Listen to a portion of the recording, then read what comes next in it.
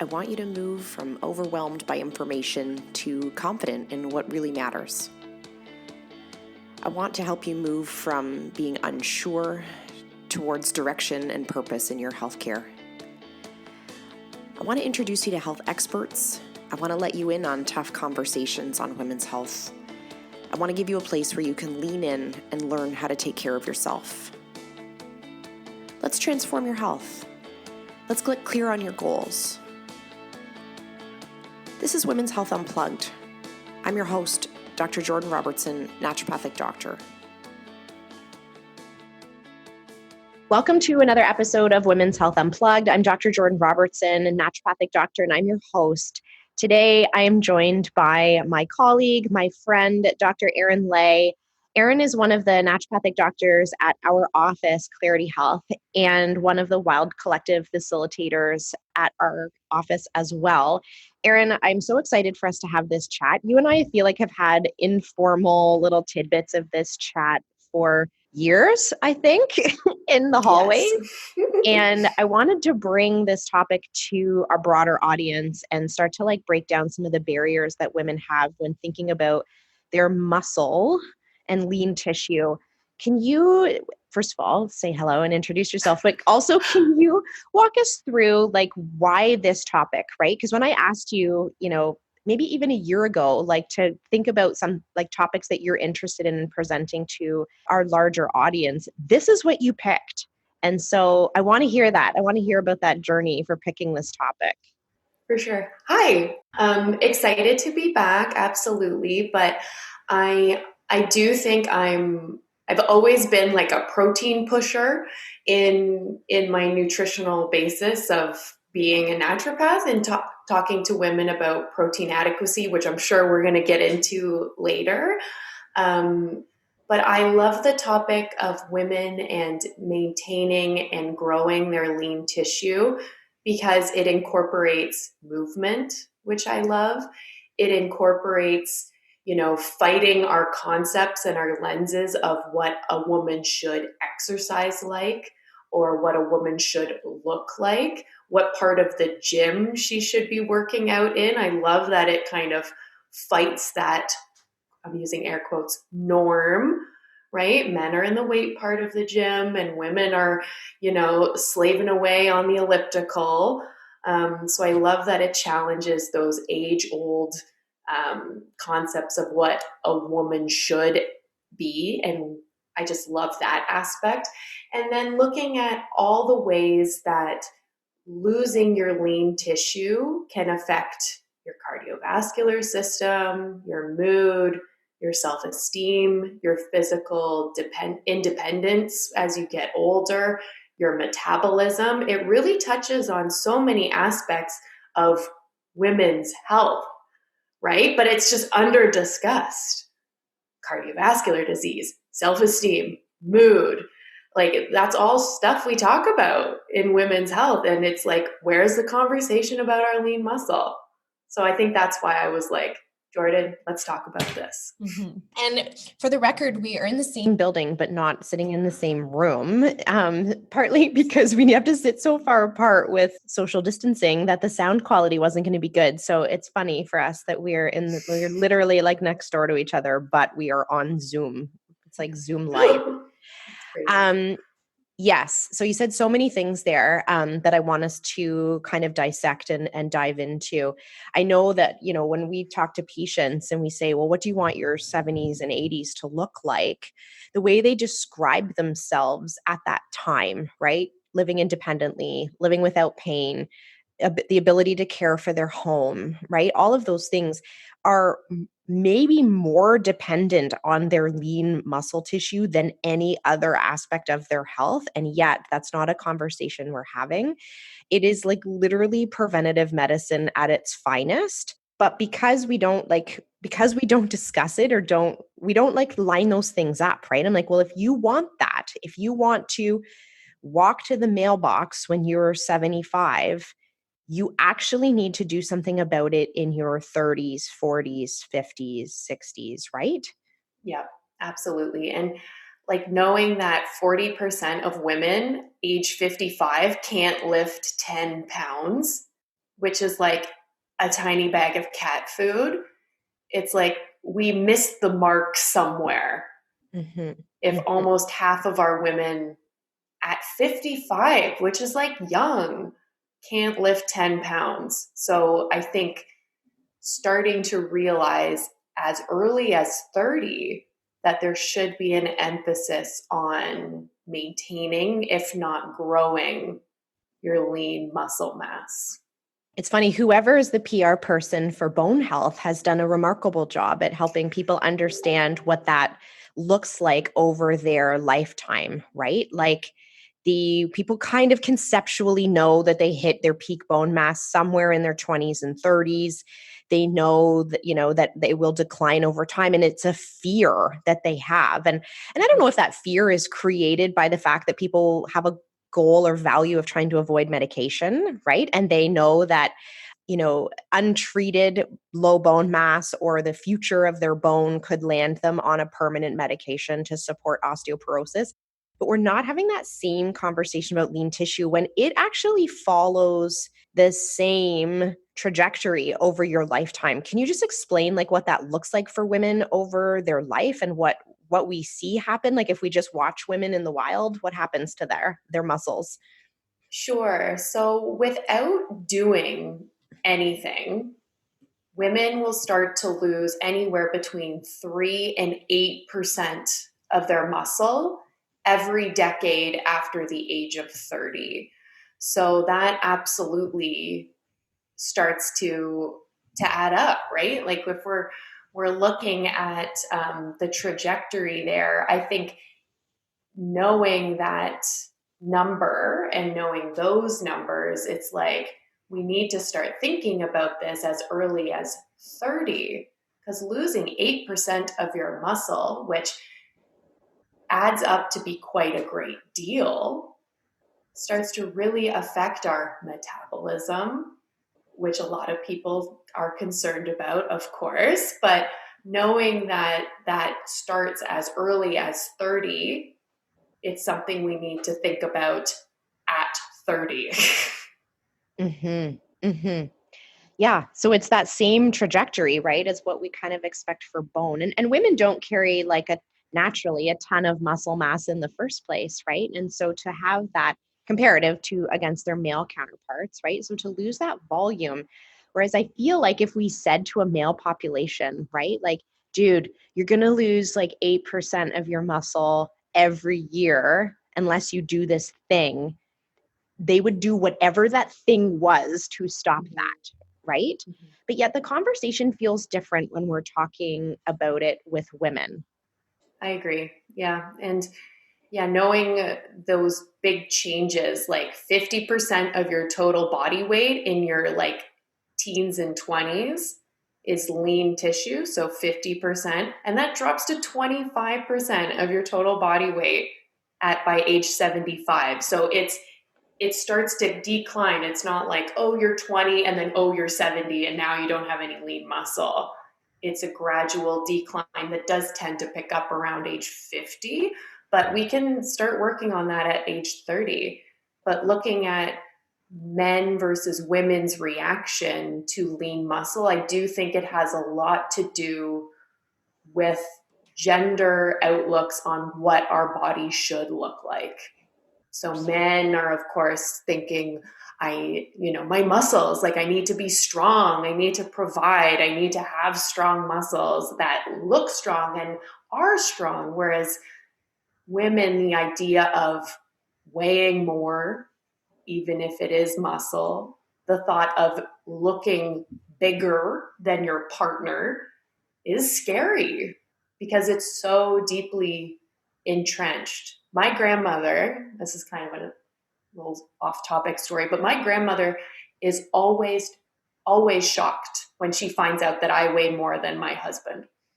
Mortified, I would say, Mm-hmm. right? Because women are supposed to be smaller than men, Mm-hmm. which is where I think the hesitancy of when we suggest to women the best thing you can do is put on 5 pounds of muscle, panic sets in.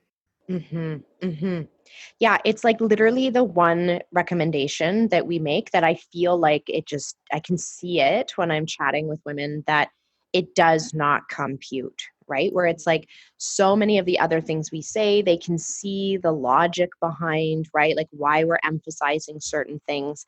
And then when we get to that part about talking about caring for their lean tissue, and I say, like you'd be like a different metabolic machine because that's often why they've come in the first place, right? Or that's one of their health goals, usually top 5 for women is to try and have some kind of impact on their metabolism, whether that's weight loss or whatnot. And when we get to that part of the conversation where I say, now, in order for us to progress here, we need to care for your lean tissue. And I think our best strategy is to try and put 5-8 pounds of muscle mass on. It's like they're nodding along with you until you get to that point where you suggest that we need to increase part of their body. And it's like, does not compute, do not pass go. I can tell that they don't believe me. And then it gets like pushed off as the lesser important goal, right? Or they think in their mind, I could probably gain weight or gain muscle even if I don't eat more. Or I'm sure I can figure out how to gain some muscle if I just do some bicep curls. But it's like they can't accept the full conversation, which is Mm-hmm. about fueling, which is about training, which is about like recovery. Mm-hmm. Yeah, it's a total like does not compute. That's the best way to describe it. For sure. Because I do think women in our practice, like, as you're saying, certain treatment plans, they're like, yes, I'm on board, let's do it. But you talk about eating a bit more, resting between workouts, and gaining lean muscle mass. And it's scary because of how, in my opinion, how deeply entrenched our views on what a woman should be. So it's a deep rooted conversation that I do think women might need a bit of time to fully understand their hesitancies towards Mm. eating more and lifting more and taking up more space, because it's like, what are those lenses? Why are they there? Where did they come from? Right. So if you're listening and you're feeling yucky, stick with us, right? Like Yes. keep because we found it, right? We found the thing that feels Trigger. the Yep. trigger, right? Mm-hmm. And I think that sitting in that and I will admit that I still sit in that yucky space sometimes too, right? I've Mm-hmm. done lots of like body weight manipulation for various powerlifting, all those kinds of things. And there is this like it is difficult, right? I always joke that like the time I get told I look the best is when I'm recovering from the stomach flu because I'm the skinniest, right? And the number of times I've been stopped in a coffee shop and people are like, "Oh, I haven't seen you in ages. You look so great." And I'm like, "Really? I have the plague," right? Like, or, and, but yet, Yes. right? Because it gets reinforced even, right? That's what our ideal should be. And I'm like, I am a dehydrated, like shriveled up, weak disaster. And I'm getting Mm-hmm. compliments on how good I look, which Mm-hmm. it reinforces the whole thing. It does. And I always encourage people to not compliment someone's weight loss because you don't know why. You don't know what it is. You don't know if they're grieving the loss of a loved one. You don't know if they're overly stressed. You don't know if they have an illness. You don't know anything, because what you're doing is saying, you look good because you're smaller. Mm-hmm. Mm-hmm. Your self worth is improved because you are smaller. And all that does is plant a little seed. And if we're feeling a bit off our game, it can fester. And then it's just like reinforcing all that. I'm not going to swear. I don't know if I can swear, but all You that can. BS. Oh, can I swear? Okay.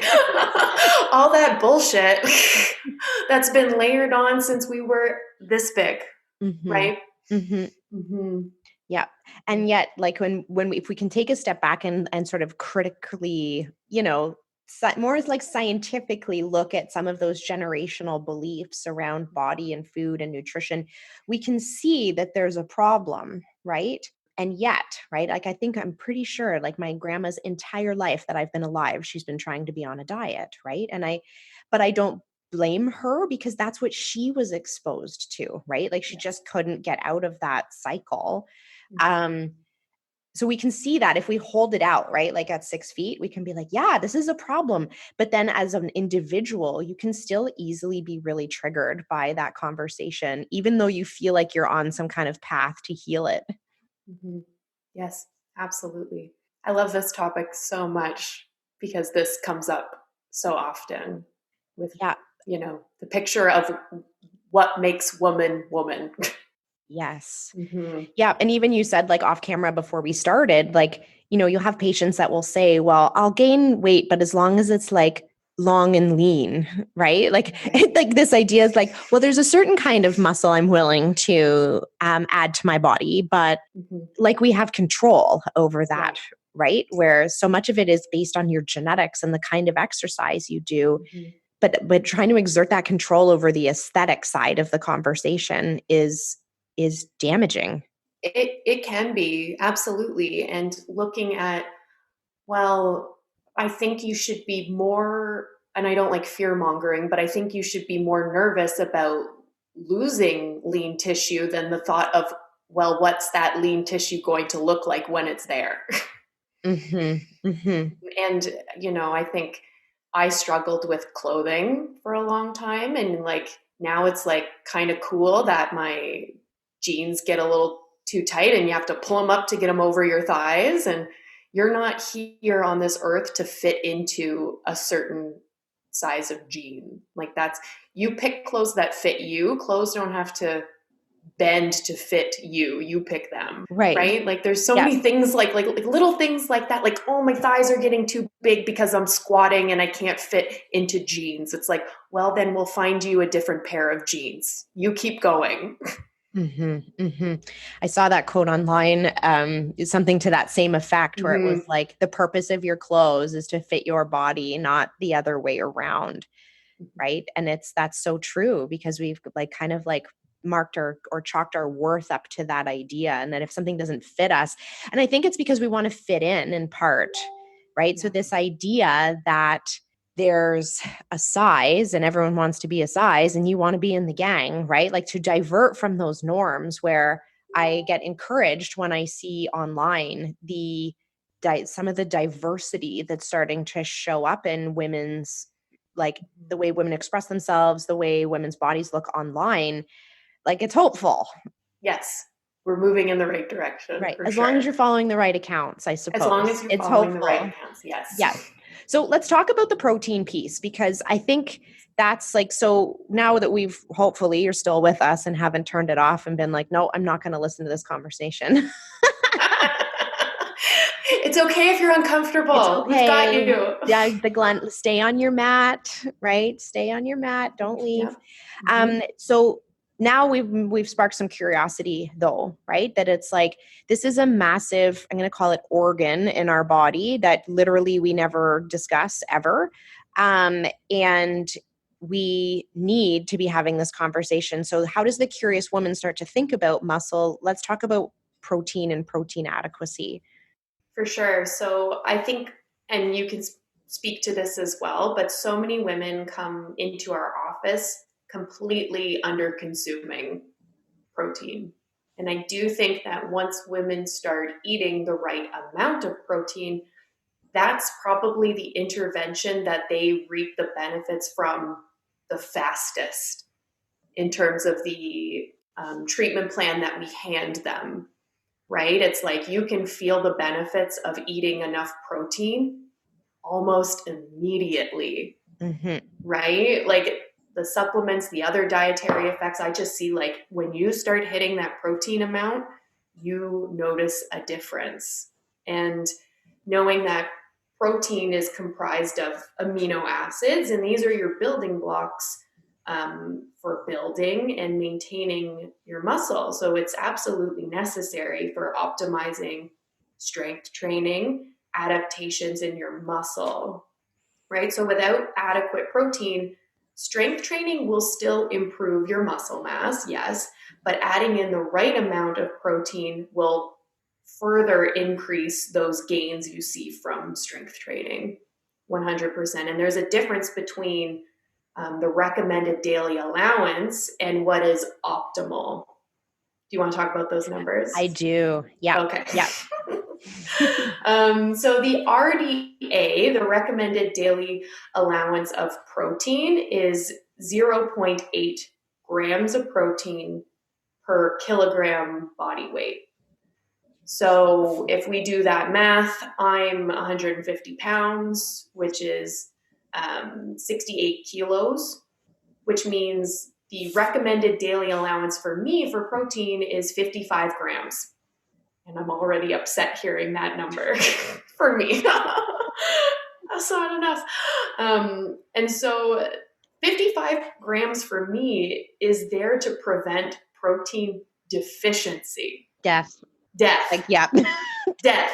Yeah. My body is literally consuming its own lean tissue when I consume 55 grams of protein per day. It's Can we just not stop optimal. there for 1 second? Yeah, so please. What people don't really realize, right? And people can say, oh, I don't want to be normal. I want to be optimal. But when we're talking about nutrition, those recommended daily intakes come from deficiency studies, Yes. whereas how little vitamin C can we give a human being before she gets scurvy? The recommended daily intake is a couple milligrams more, right? Like this is literally where the majority of these recommendations come from. And that 0.8 grams per kilo comes from net nitrogen loss studies, where it's like, how little can you eat before you are peeing out your own metabolized muscle? Okay, there you go, 0.8 grams. 0.8 grams. Yeah. Do you want to have scurvy and be a pirate? No. We can do a bit better than that, right? Yeah. The goal is just to not get scurvy, like just cross the finish line. And the same is for your like lean tissue. Okay, Absolutely. sorry. I have to interrupt. No, I think that's super important, right? So when we say, oh, you only need 0.8 grams of protein per kilo body weight, like as long as you hit that, everything's fine. No, right?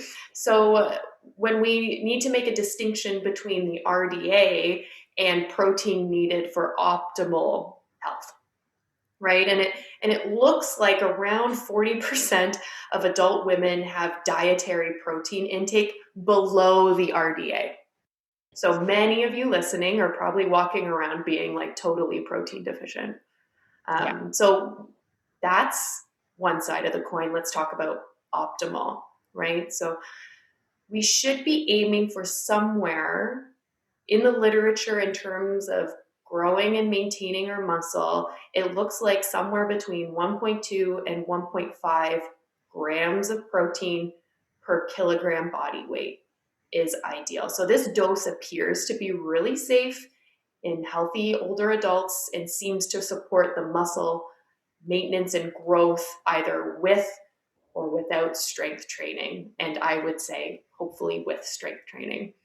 So the math there, I would probably need 102 grams of protein is more like optimal versus the RDA, which is almost double, right? 55 to 102 grams of protein per day. And I know for sure that I feel much better in terms of my blood sugar balance, my focus, my energy, my not feeling like I need to eat the kitchen table to keep my satiety where it needs to be. So that's the difference between the RDA and more optimal intakes of protein. And I can hear the like, but Erin's, right? Like when people are listening and they're like, but I read, right? And it's such a common thing in nutrition. And we've done some podcasts about nutrition and some of the myths recently, but I call them the but Jordans. So people have read that they don't need any protein, or that eating a lot of protein is bad, or that you can get by with barely any protein, or you can get 100% of your protein from broccoli. Like, how do you navigate that? Because I can share how I do, but I'm curious on how you navigate some of those questions. I think one of the big ones is the fear around protein and it damaging your kidneys. And we know that this really normal intake of protein that we are suggesting poses little to no health risk, and increasing your protein levels to what I discuss here, does not seem to impair like kidney status or renal function in people who have completely normal functioning kidneys. So that's one piece that's really important to dispel. The other piece with, can I get enough protein from my broccoli and my beans and things like that? And the answer is maybe, but no, when you look at how much protein is in broccoli or a cup of lentils, you're going to have to make some trade-offs, right? Like that's a lot of broccoli, and I would argue impossible to eat that much broccoli. And you probably will have some digestive side effects if you're going to eat 100 grams of protein from broccoli. I don't even know what that would look like. Like the entire office buckets full of broccoli. Buckets of broccoli. Yeah. And same thing with, and I do think we can work with women who have a vegan, vegetarian style diet, but know that it is more difficult, right? Like, because when you increase your lentil and bean consumption, your carbs will go up as well, right? And but I do think that navigating those conversations is important, and I'd love to hear how you answer some of the but Jordans. Mm-hmm. It is hard because nutrition is so much more than medicine, right? It is, I think people think about the medicine part of nutrition last, whereas they think about the culture, identity, and all of these pieces first when they think about their nutrition. So when people have read online that, you don't need to eat as much protein as they say, and turns out we're the they, right? Like if you're using the air quotes, Erin and I are the they. We say you need to eat more protein. But when you read those articles, they often have pulled the RDA as their example for why you don't need to eat a lot of protein, and almost reverse engineer your needs based on what point they're trying to prove, right? So if it's an article for vegan turkey sausages, their agenda is to help you buy vegan turkey sausages, and the quote that they will use around your protein needs is going to satisfy what their goal is. And there's lots of special interest groups that are going to discuss nutrition in a way that actually is not about medicine at all. And it's tough because when we bring in the protein conversation, it brings in ethics around animals. It brings in lots of things. When we have that conversation, we're talking about the medicine part of it. And so it's tough because I think there's a value conflict where women will say, well, I want longevity and strength and independence, but I don't want to eat chicken. Right. And I think sometimes it's our role is to help people say, well, those are two different things. Actually, the medical needs you have to hit that one goal, now you have a value conflict with how you want your diet to look. It's the same as when patients say they don't want to eat any vegetables, right? If you want to get better, you have to eat vegetables. If you don't like vegetables, has nothing to do with the recommendation. The recommendation is still to eat vegetables. Mm-hmm. So yes, I struggle with this conversation as well because it's this conflict where you want one thing, but then it's going to be like conflicting with some other thing that you maybe believe about food or that you've read about nutrition that was not about the medicine part of it. It was about the other stuff. Absolutely. And I do think when we start to dissect that, because nutrition is, yes, there's social, there's ethical, there's so many pieces that's apart from like the medicine part, which is where, we present the information that's medicine driven, but know that there are sustainable, more ethical ways to consume meat products as well. Those options do exist. And even when people are like, well, what about saturated fat intake? And we do talk about that and know that like lean sources of protein are always ideal over the more fatty processed sources of protein. Like I don't recommend, only eating bacon and saying you're on the keto diet. Like that's not what we're talking about. That's different. Mm-hmm, mm-hmm. Yeah, but it's a tough conversation. And that's usually how we're like, well, how you hit your protein goal is a personal decision. Yes. The goal is still the goal. Mm-hmm. The goal doesn't change, right? If your outcome is that you want to be stronger, have better satiety, have better focus, have less cravings, if that's the goal, the answer is more protein. How you hit that number is up to you, Mm-hmm. Yeah. right? And sometimes it's kind of like we have to play, I don't want to say bad cop, but we Tough present. love. It's tough love. It's tough love. Yeah. We do it out of love. Absolutely. And the one thing I think women don't realize is that their protein needs as they age actually increase or Mm-hmm. shift because our muscles are not as efficient as we age at taking that same gram of protein and doing the same amount of work, right? So when you're 20 and you eat protein, it will go in your muscle, it will repair your muscle, it will grow your muscle with ease. And yet, as we age, there's this concept of protein resistance where that same gram is not doing the same amount of work, which is partly why we have so much atrophy as we age. I mean, certainly some of it comes from inactivity, but part of it is that our bodies are less adept to growth of muscle tissue as we age, which we can overcompensate for by eating more protein and more branched chain amino acids like leucine, but that's typically a woman's intake goes down with age, not up. Exactly. And it is kind of a tough piece, right? Because especially when we get into our elderly population in terms of their taste buds changing, in terms of their appetite in general, it can be quite difficult, but changing your outlook on protein as a younger person can absolutely change the trajectory of that. And I do find the idea of anabolic resistance, so your ability to grow your muscles, gets harder as we get older. It is not impossible by any means. It just means if we do nothing, you will lose your muscle. So we have to do something, Mm-hmm, mm-hmm. right? And protein adequacy and resistance training, in my opinion, are like top options and Mm-hmm. necessities, not options. They're necessities. Yeah. Yeah. Yeah. Mm-hmm. Option number 1 and 2, right? Yeah. Those two together. I know I think about often like my other grandmother actually had Parkinson's. And in her last few years, she actually was alone, right? My grandfather passed away. And her like entire diet was like a shrimp cocktail and a gin and tonic.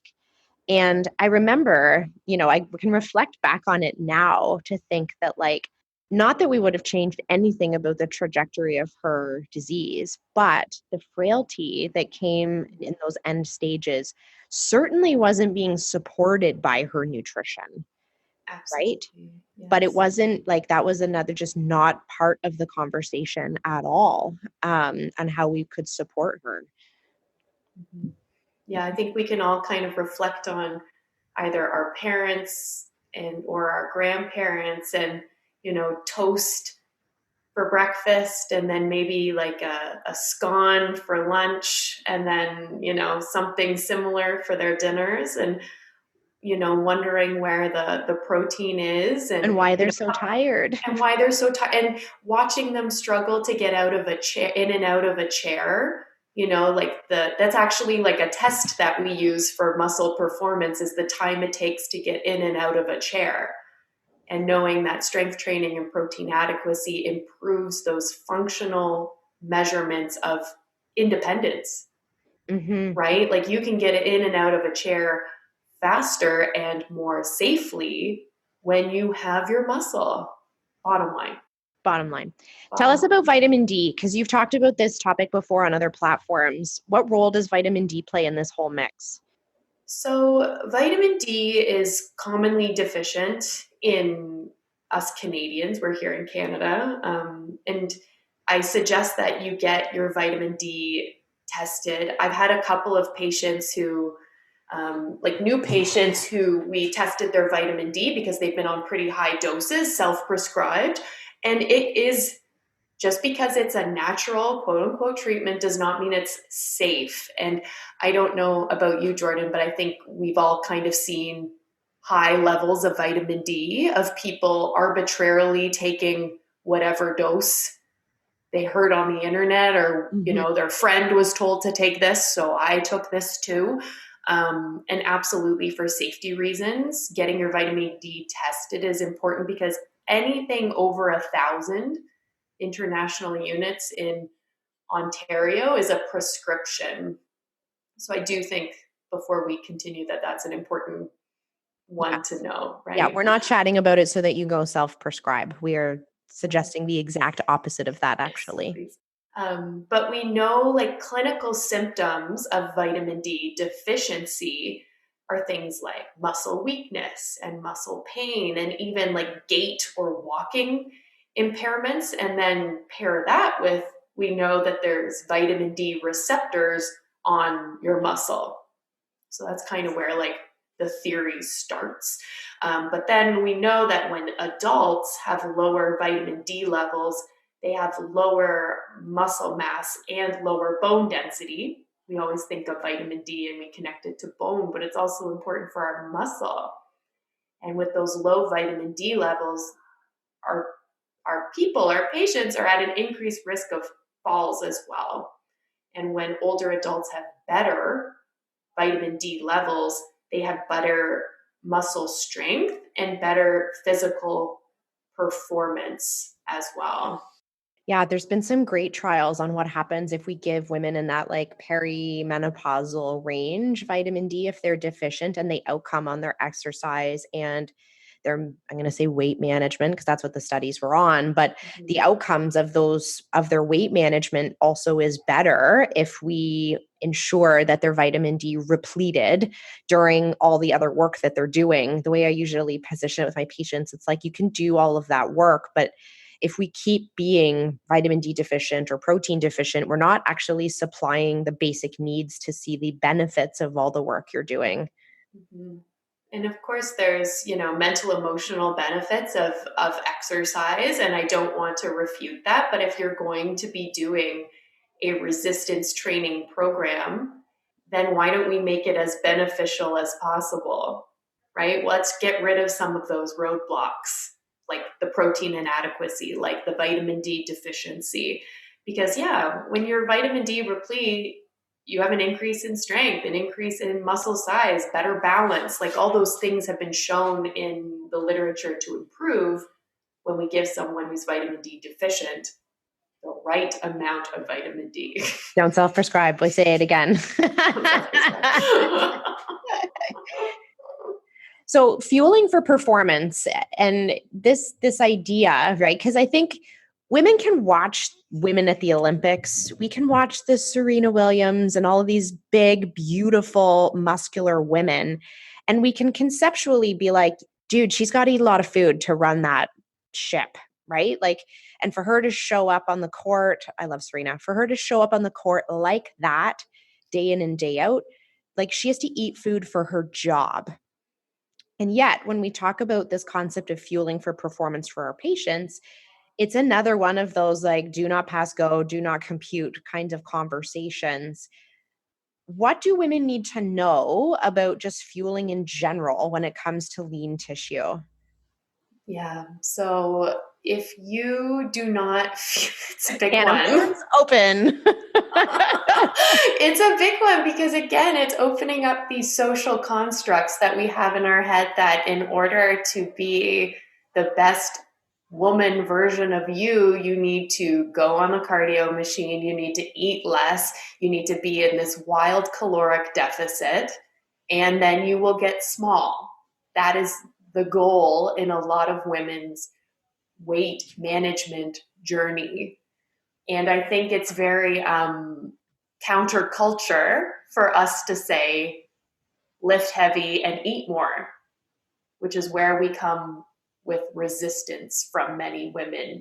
And that's not a slight on the women we see or work with. It just speaks to how deeply entrenched this concept is throughout media, celebrity culture, the nonsense you find on Instagram ads, like all of it, right? And But we know that when we fuel around our workouts and our resistance training, we have bigger gains in strength and percent lean muscle mass.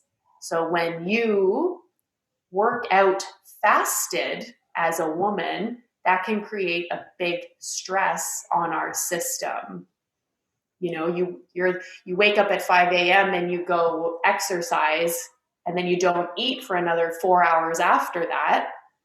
That's not fueling your machine properly. And even just for their work day, right? Like, not to pick on the fasting piece, but like Mm-hmm. so many women go through a huge percentage of their day without any food. I always kind of put it back to them like, did you want me to show up to this appointment really hungry? Right? Like, imagine, right? Like, if I didn't fuel for performance in my work, I'm showing up to that time that I work with women one-on-one hungry and tired and moody and all of those things, right? Like, we don't think about performance as in like performance in our day, right? When you look at Serena and you go, yeah, she's got to fuel for performance, like look at her job. But your job is still your job, right? And your job still needs you to fuel for performance. I think those are one of those things that, like, when we do say that women just kind of imagine that they can skirt the rules, right? So when we say, if you don't eat enough protein and then go for a 6K run, you are running away your deltoids, right? You are burning your own muscle tissue while you run. And that women will sit back and go, well, that probably doesn't happen to me. That's probably not happening in my body. Mm-hmm. But yet, like, that's just the physics of it, right? Like, that is what happens. And even when we look at those numbers for protein adequacy, our endurance athletes actually probably benefit from more. They're the 1.7 grams per kilo camp. So all of you runners still listening, your needs are actually higher because of the kind of exercise you do. So it illustrates so many points, like that, there isn't one answer for every woman. And if we don't follow those basic nutritional rules, your body's changing for the worse, right? Like, you're moving in the wrong direction when you think about the future woman you want to be. Mm-hmm. Totally. Mic drop. Mic drop, please. Yes. Yes, totally. And I think I don't like to think of this only as like a weight maintenance and metabolism tool, but when you do that, where you underfuel and then run for 6 hours and you're literally consuming your deltoid, that drops your metabolic rate.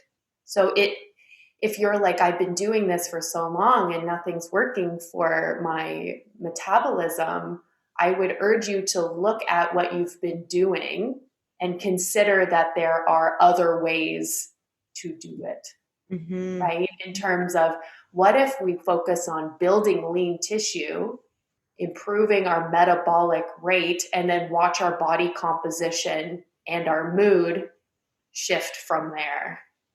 And around that sort of like over 40 range for women, they're experiencing so many health things that kind of collide, right? So that perimenopausal phase that starts to creep in does tilt us towards more muscle loss, right? We know that through those 4 years around the last menstrual period, women lose a profound amount of muscle. It's the most rapid loss of muscle we have in our entire life, is the 2 years before and the 2 years after menopause.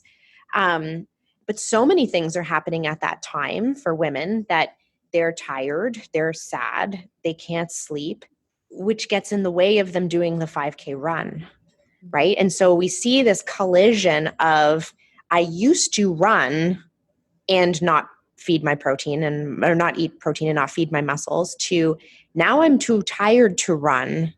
And now I'm really struggling, right? Because the math on all of those things happening at the same time, right? Not preserving lean tissue through our 30s, the hormonal flux that starts to happen with perimenopause that just makes you feel terrible, which is why you don't get up to go for the run, mixed with like rapid muscle loss around menopause, we're setting ourselves up for great difficulty in managing our metabolism and our future lean tissue. Mm-hmm. Absolutely. there are so many pieces to this puzzle, Hmm. Which is right? why the Absolutely. solution. So what's the solution? Like when you are chatting with a woman about, like, give us like a big picture what that looks like to actually start to try and tackle this, right? Because now we've made them feel depressed because they're like, oh no, I am 42 and I am too tired to go for my run and I haven't been eating enough protein. It's not an insurmountable goal to change course. No, it's not. It's not. And I think the reason why we laid it out the way we did is to show the importance of it, Right. Not to make not it to seem make, no, bad. just to demonstrate the importance because it's something that doesn't get discussed enough. But what can you do? If I do not like cardio, so for me, when I found strength training, it was like, okay, this makes sense for me. If you are a woman who enjoys cardio, like a run or a cycle, and it's you enjoy it and it's good for your mental health, I'm not saying you should get rid of it. What I'm saying is the research in strength training in 2 to 3 strength training sessions per week, ideally not on consecutive days, ideally spreading it out through the week, that has research in increasing your strength and your amount of lean tissue. So strength training, absolutely. And if women are like, I don't know how to start doing that, well, let's find someone who can help us do that, right? We have people in our lives that help us, with financial planning and help us buy a new house and help us do our grocery shopping and do all this stuff for us. But as soon as we, want to outsource the help for strength training, it's like, oh, that's weird. No, thank you. But I think we can always find someone, a professional who can help us with strength training. And I know we're in lockdown right now and gyms aren't open, but personal trainers absolutely are functioning in the virtual space like all of us are right now. But the idea is to lift heavy. And what does that mean? That doesn't mean that if you've never done strength training before, you go out and you buy 50-pound dumbbells. That's not what that means. It means to continually challenge your muscles. So if you would go to the gym and pick up the same 3-pound dumbbell 3 days a week, 52 weeks a year for the past 6 years, and you've been picking up the same 3-pound dumbbells, it's time to increase that, right? That's where the issue is when we continue to use the same weights without increasing the challenge and the load. So everyone starts somewhere. So lifting heavy means something different for everyone. But what women do is we get stuck with the same amount of weight. So if you can do 45 bicep curl reps with a 3-pound weight, that's not heavy enough, right? And I'm guilty of that. I've done that. Mm-hmm. Oh, Right? I definitely have that past life in my gym Mm-hmm. experience where I did the same like 4 exercises and I wouldn't even always finish the sets to completion because it was boring and I didn't really know what I Boring. was doing. Mm-hmm. Um, but yeah, it's probably one of the most valuable things to outsource. And I do think that just when we look at like decision fatigue in women in general and how that's a path to burnout and struggling in so many regards, like navigating this path on your own is not necessary, Mm-hmm. right? Like Mm-hmm. it's there's value in delegating that responsibility of telling you how to move your body to another person. Agreed. Yeah, even Mm-hmm. to the point I've hired trainers to write me a program when I went on vacation for 2 weeks. I was like, I'm going to be away. I have one kettlebell. What do I do? Mm-hmm. Right? Because leaving it up to me and the kettlebell to decide was going to produce nothing. Mm-hmm. Mm-hmm. Yeah, absolutely. And hiring outside help, you don't need to be an expert on resistance training. You don't have to add that to your to-do list. No, because Get lots of someone else people to do are. that Yeah. for you. Get someone else to do that. We've got too much stuff going on. Just get someone else to do that. But 2 to 3 times per week, the research on in menstruating people is if we concentrate our workouts in the first half of our menstrual cycle and maybe do a bit less in our PMS window, we actually gain more strength. So, yes, I say 2 to 3 times per week, but maybe this is time for another podcast. But we can even increase our gains more by focusing when in our menstrual cycle we choose to do the big, heavy workouts. So it's kind of nice to know that in your PMS window where you're not feeling so hot, you can work out a little bit less and still have like gains in your strength. But overall, the dose of resistance training is 2 to 3 times per week. It's funny, as you're talking, I often use the words, I want you to pre-contemplate how we're going to fit strength training into your life, right? That's the language I use to describe it to patients. And even like, I feel like that's enabling them to probably not think about it right away or not to move on it right away. I think as we're sitting here, I'm like, I feel like I need to change the way I say that. And because that implies that there's going to be a moment where we're ready, right? It implies that there's going to be like this special time where we get to make that decision, or the stars will align and you'll have the right leggings and the right shoes and when the reality is you just have to do it, right? It's one of those things where you have to just make a decision and just start, because it will be messy and all of that and hard and all of those things. But this notion that I've always used, which now I'm admitting is probably not the right approach, is to say, I need you to think about this. Is actually, I just need you to do it actually, like a prescription, because Like it's a probably the prescription. most important thing that we do for women. Agreed. Yeah, think of it like the dose is 2 to 3 times per week. That's your prescription, right? And it'll be scary at first coming from a recovering perfectionist. You need to have the right hair ties, you need to have the right shoes, and all your weights need to match, and like all this stuff. No, sister, life is so tricky. We don't need to be perfectionistic at this at all. It's getting in the way. Plus, we need to show up like 1,000 times over the next couple of years. And so if we worry about how each and every one of those sessions is going to go, we're going to miss the point. Agreed. And then there's the nutrition side of it, which I think, I'm a huge advocate of people learning about their nutrition and having a process where they learn about food and fuel, because so much of the nutrition focus in the past has then been like, do what I say. And then when you're done listening to me, you don't know what to do, right? Like that's most diets are do this thing. And when this thing is over, you're going to be lost. So if women are looking to like talk about like what you offer as far as supporting women through this process, because I think that's a helpful conversation. Yeah, and nutrition is tricky because, and this is a huge like pressure point for people, right? Is how do I eat? What do I eat? What's best for me? And you're confused because people are trying to make you confused.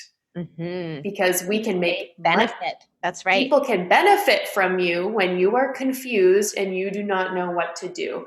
I do think that most people know what nutritious food looks like.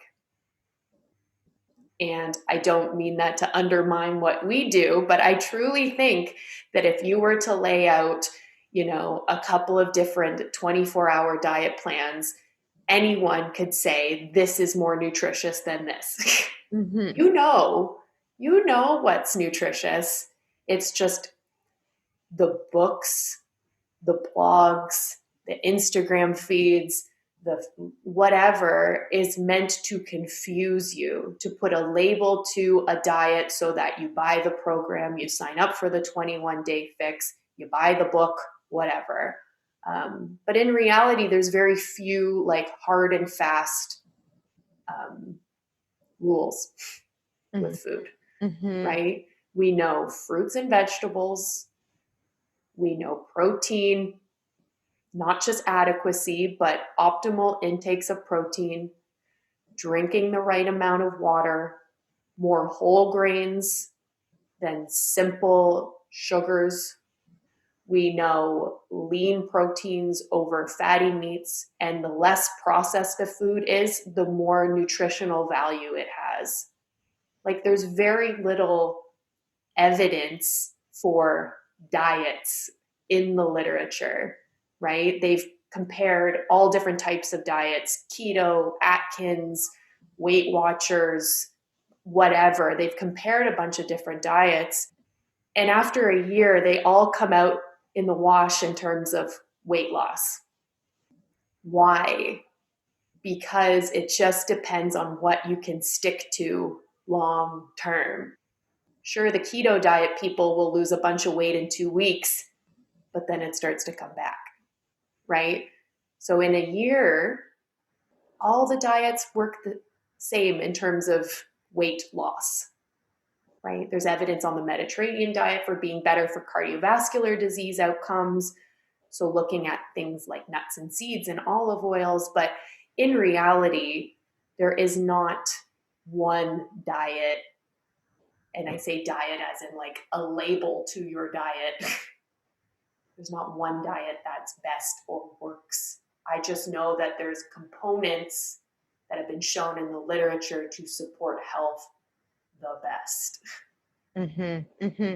Yeah, really like the kind of nutritional journey that we take women on is like the least sexy I know. intervention plan ever, right? It's like, Yeah. we're going to teach you things, you're going to learn things, eventually you won't need us, and it doesn't have a name. It's so true. We'll never sell books, No, I we guess. There won't. isn't a big sexy title. It's this is what works. Yep. Yep. Is that And our role sexy? is like that strategist, right? Which I Yes. think that's the part where when we work with through that like process oriented transformation for people, it's that it's that the role becomes the strategist, right? And helping you, go through that reflective process with your nutrition to figure out where the challenges are, where are you beating your head against the wall? Why do we black out and eat a bag of salt and vinegar chips at 4 o'clock every afternoon?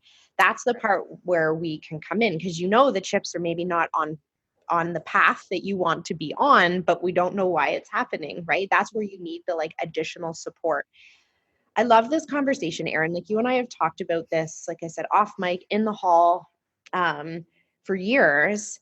And, I think it's such an under discussed part of medicine that it's such a valuable conversation for women to kind of listen to get that, like, to feel triggered by the conversation truly, because whatever triggered you while listening to this, that's actually the path forward, right? Whatever it was, is it the grandma in your ear that only tells you look good if you've had the flu? Is it like whatever it is, like that's actually the way forward, is through that discomfort, because it's getting in the way. It's the thing that's keeping you stuck where you are right now. If you have like one more thing that you wanted to share with women, you're on the soapbox, but also I want you to let our audience know how they can get in touch with you and work with you. Sure. So, as Jordan said at the beginning, I do have my clinical hours at Clarity Health in Burlington, Ontario. So, I'm seeing patients both virtually and also in person. And I'm on Instagram. This is embarrassing. What's my handle? At Dr. Erin ND. Doctor is DR. So, We'll put the link. DR. Thank you.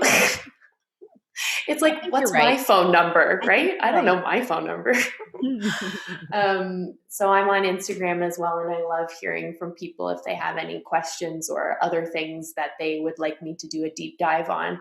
But my closing words for women in terms of the health of their lean tissue, I want this to be a focus for you. I want you to really understand how important your muscles are, not only for weight management, but so much more than that. Your physical independence, your mental health, your risk of cardiovascular disease.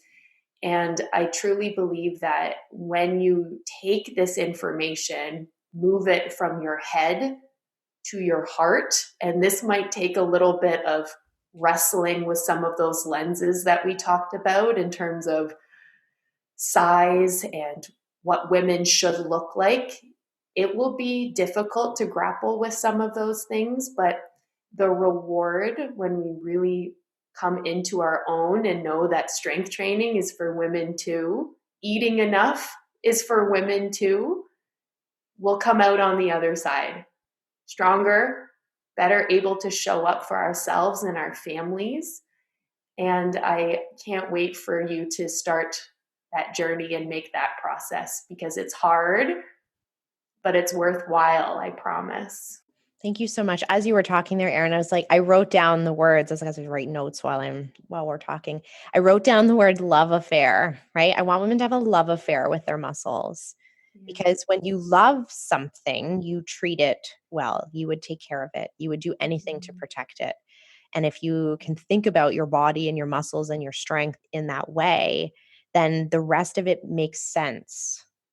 Of course, you would feed it. Of course, you would rest it. Of course, you would take care of her, right? So I want women to have a love affair with their muscles. Please, yes. Treat her well. Thanks so much, Erin. I love these chats, and I'm so excited that we get to share it with a bigger audience rather than us just whispering in the hallway. So we will put all the links for your info in the show notes so people can go follow Erin on Instagram. She's one of my favorite Instagram accounts, and I know I'm totally biased, but she's still my fave. So please go follow her. Thanks so much, Erin. Thank you so much. I hope you enjoyed that episode of Women's Health Unplugged. It's my absolute passion to bring women quality and science-informed information about their health so that they can make empowered, good decisions about their health care. I'd like to invite you to join me in my Facebook community, Women's Health Unplugged.